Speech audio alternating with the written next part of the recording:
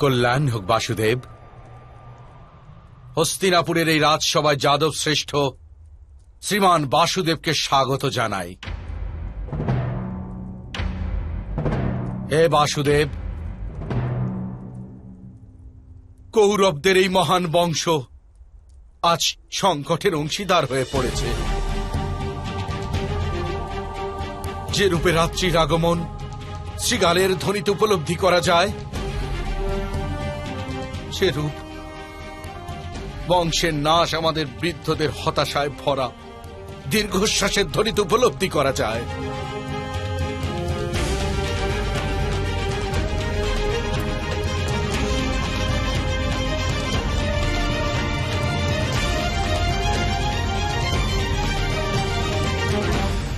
হে বাসুদেব, এই সংঘর্ষের সমাপ্তির মার্গ এখন কেবল আপনিই দেখাতে পারেন। কোন মার্গ দয়া করে দেখান বাসুদেব। মহারাজের জয় হোক। মহারাজ, পাণ্ডবদের তাদের রাজ্য প্রত্যার্পণ করে দিন, আর নিজের পুত্রগণকে প্রায়শ্চিত্ত ও দণ্ডের জন্য প্রস্তুত করুন।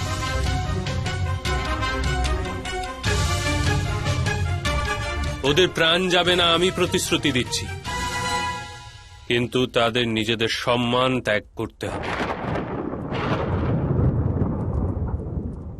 যদি এইটুকু মান্য করেন, তবেই এই যুদ্ধ এড়ানো যাবে।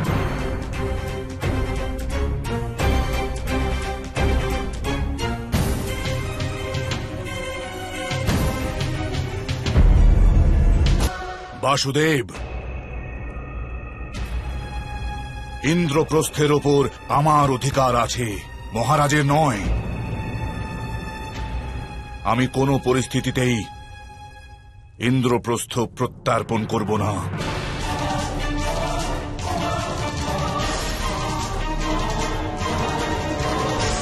আর যতক্ষণ পাণ্ডব ইন্দ্রপ্রস্থের রাজা নয়, তাদের যুদ্ধের অধিকারই নেই বাসুদেব। অন্যায়ের বিরুদ্ধে যুদ্ধ করার অধিকার সবার আছে যুবরাজ। এ তো পাণ্ডবদের ঔদার্য যে এত বছর ওরা যুদ্ধ করেনি। মহারাজের সম্মান করেছে প্রতিটি পদে। বাস্তবে কোন পরিস্থিতির সমাপ্তি সেই পরিস্থিতির আরম্ভ থেকেই নিশ্চিত হয়ে যায়।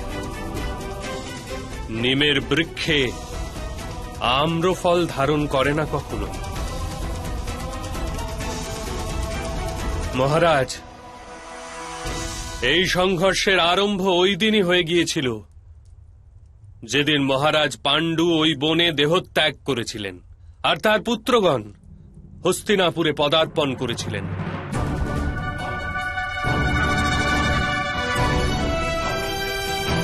আপনি যদি সেই দিনই রাজকুমার যুধিষ্ঠিরকে যুবরাজ ঘোষিত করে দিতেন, তবে এই পরিস্থিতিই উৎপন্ন হতো না। কিন্তু আপনি আপনার সিংহাসনের মোহ ত্যাগ করতে পারেন।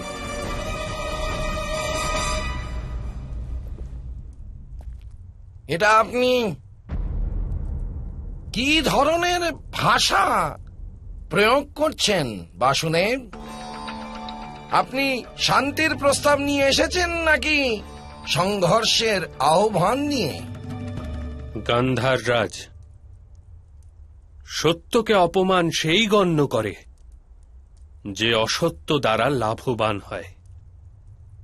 কিন্তু সত্য তো এটাই বাসুদেব যে কি রাজার পুত্রই তো রাজা হয়। কিন্তু আপনি তো কার্যকরী রাজা মাত্র মহারাজ। সত্য তো এটাই যে আপনার রাজ্যাভিষেক কখনো হয়নি।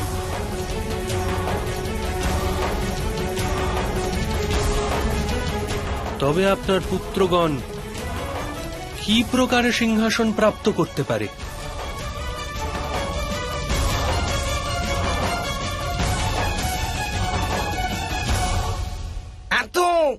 এত পুরনো ইতিহাসের পাতা ঘেঁটে কি লাভ মহারাজ?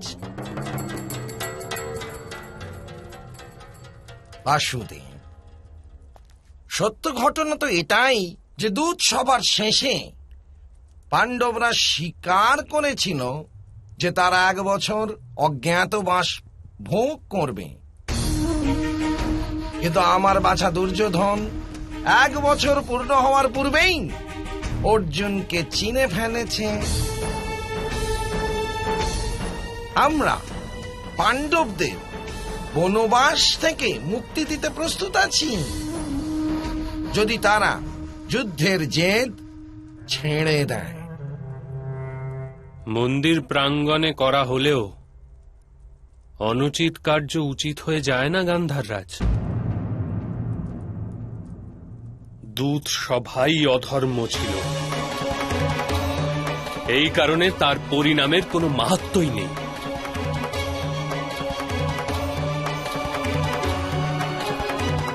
বাসুদেব,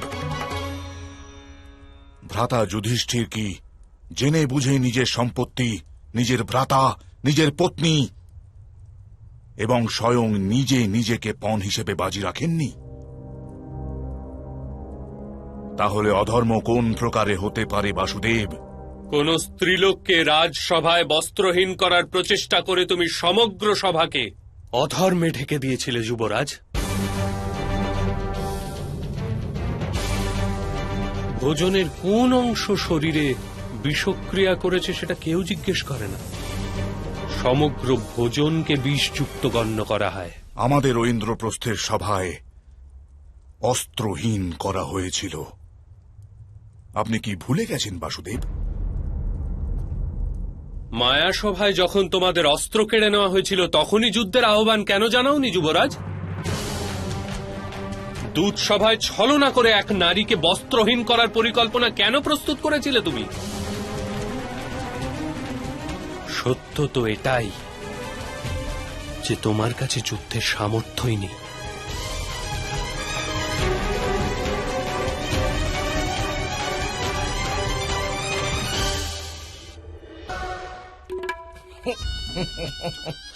বাসুদেব, ওই দূত সভাতে মহামহিম ভীষ্ম ছিলেন, মহাগুরু দ্রোণও ছিলেন, তবে কি এনারাও অধর্ম করেছেন? অবশ্যই করেছিলেন। যখন সমগ্র ভবন ভাঙতে থাকে তখন দ্বারপাল কেবল দ্বারকে রক্ষা করতে পারে না গান্ধাররাজ।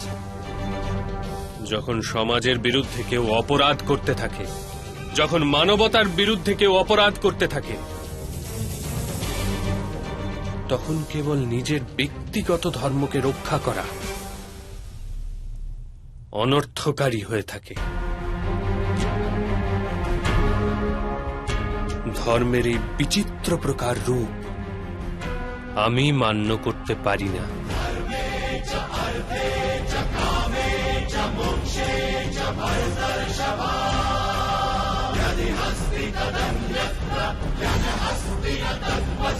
এটা ধর্ম অধর্ম নিয়ে বিবাদের সময় নয়। এই সময় কেবলমাত্র এক মহাযুদ্ধকে এড়িয়ে চলার প্রচেষ্টা আবশ্যক।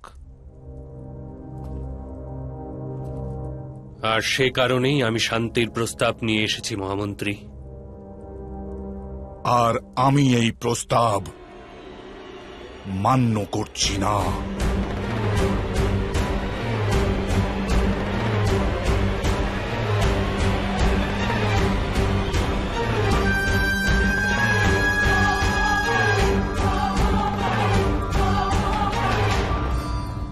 যদি এই মুহূর্তে সভা ত্যাগ করেন যুবরাজ, তবে রণভূমিতেই আমাদের সঙ্গে দেখা হবে মহারাজ। দুর্যোধন, দাঁড়াও।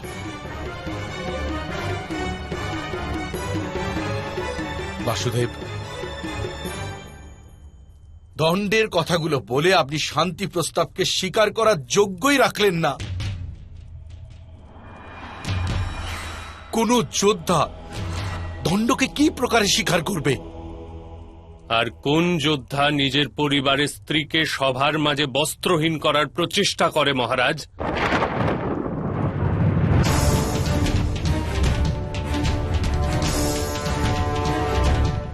আর অপরাধ করার পশ্চাতে দণ্ড হতে ভয়ভীত হওয়ার কি তাৎপর্য?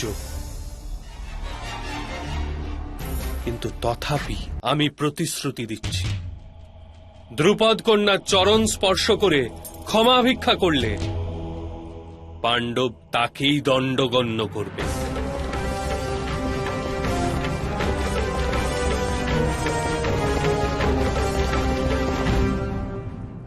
এতটুকু কি করা যাবে যুবরাজ?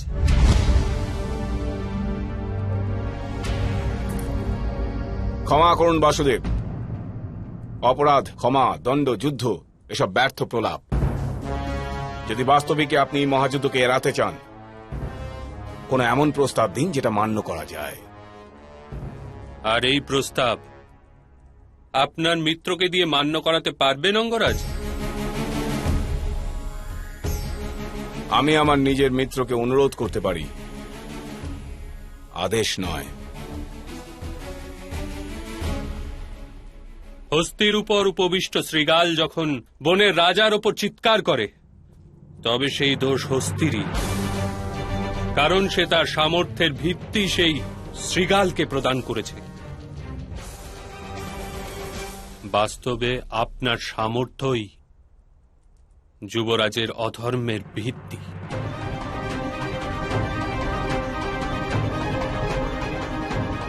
আমার পরামর্শ যদি মান্য করেন, তবে আপনি যুবরাজের পক্ষ ত্যাগ করুন। তাতেই আপনার পুণ্য প্রাপ্তি হবে আর আপনার মিত্র জীবন দান।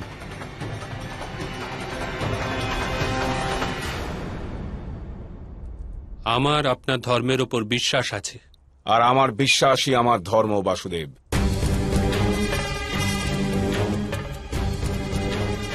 নিজের মিত্রের সাথে বিশ্বাসঘাতকতা অপেক্ষা উত্তম হবে যদি আমি মৃত্যুপ্রাপ্ত হই।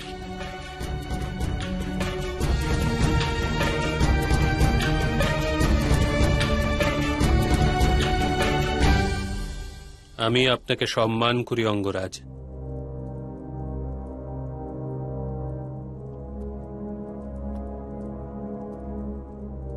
সে কারণে এক শেষ প্রচেষ্টা করছি।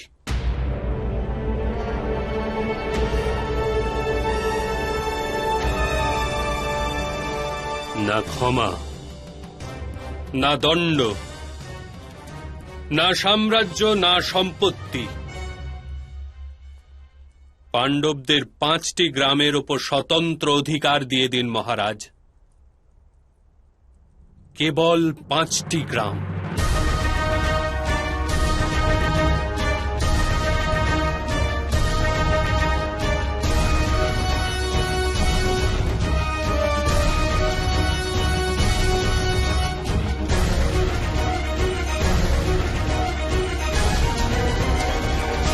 মিত্র, বাসুদেবের এই পরামর্শ আমার উচিত প্রতিপন্ন হচ্ছে।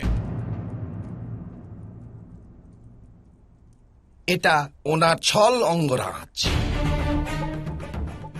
এটা ওনার ছল। বাসুদেব কৃষ্ণ পাণ্ডুপুত্রদের 5টি গ্রাম দিয়ে আসলে স্বতন্ত্র অধিকার পাইয়ে দিতে চাইছেন।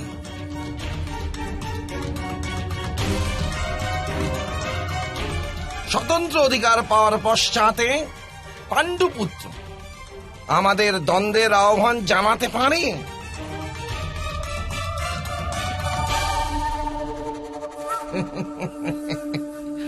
অর্থাৎ বাসুদেব কৃষ্ণ যে কোনো পরিস্থিতিতে মহারাজ ধৃতরাষ্ট্রের শতপুত্রকে পঞ্চ পাণ্ডবদের সম্মুখে রণভূমিতে দাঁড় করাতে চাইছেন।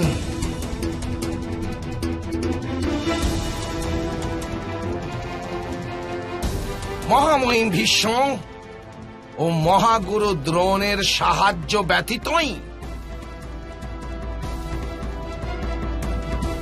গান্ধাররাজ, যদি ধৃতরাষ্ট্রের পুত্রগণকে পাণ্ডবদের সম্মুখে দাঁড়াতে হয় তবে সর্বাগ্রে আমি দাঁড়িয়ে থাকব তাদের রক্ষা কবচ হয়ে। আমি এই শান্তি প্রস্তাবে কেবল মহাযুদ্ধকে এড়ানোর জন্যই সহমত পোষণ করছি, নিজের সুরক্ষার কথা ভেবে নয়।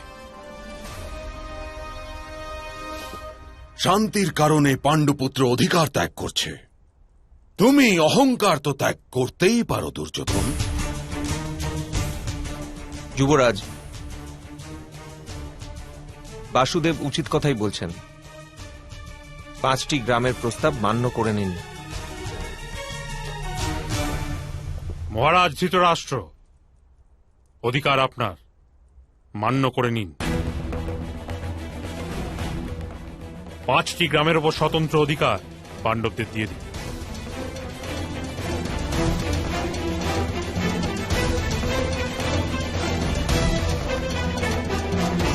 পুত্র দুর্যোধন,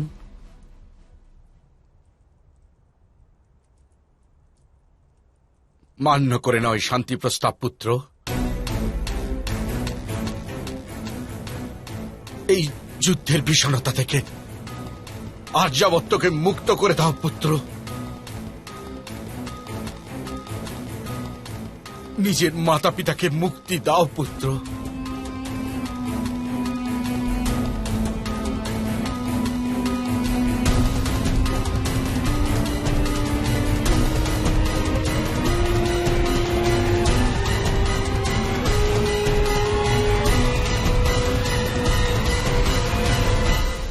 পাঁচটি গ্রাম, 5টি গ্রাম দিয়ে নিজের পরাজয় মেনে নেব? আমার হৃদয় ওই পাণ্ডবদের ভয় ভীত, এ স্বীকার করে নেব। না পুত্র। পিতাশ্রী, সারমেয় ও সিংহের দিকে পাথর ছোঁড়া হলে সারমেয় পাথরের উদ্দেশ্যে চিৎকার করে, আর সিংহ পাথর নিক্ষেপকারীর দিকে ধাবমান হয়। আমি যুদ্ধের সিদ্ধান্তে ভয়ে ভীত হয়ে যাব।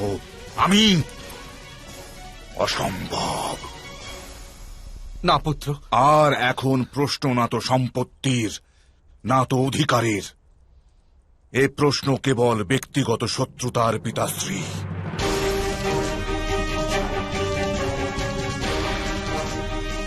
যতক্ষণ পাণ্ডুর পুত্রগণ এই ভূমিতে নিঃশ্বাস গ্রহণ করছে ততক্ষণ সমগ্র আবহাওয়া আমার কাছে বিষদৃশ্য প্রতিপন্ন হচ্ছে পিতাশ্রী।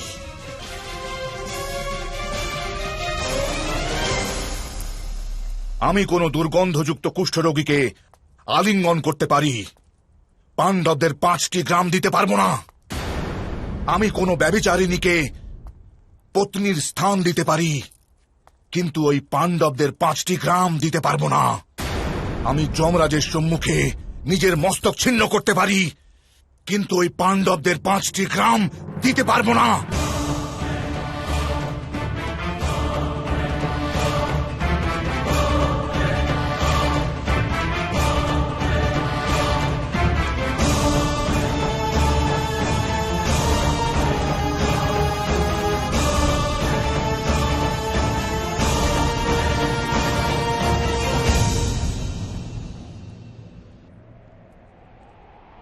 শোনো বাসুদেব, কেবল 5টি গ্রাম কেন, সূচাগ্রে ধারণ করা মেদিনীর সেই অংশটুকু আমি ওই পাণ্ডুপুত্রদের দেব না।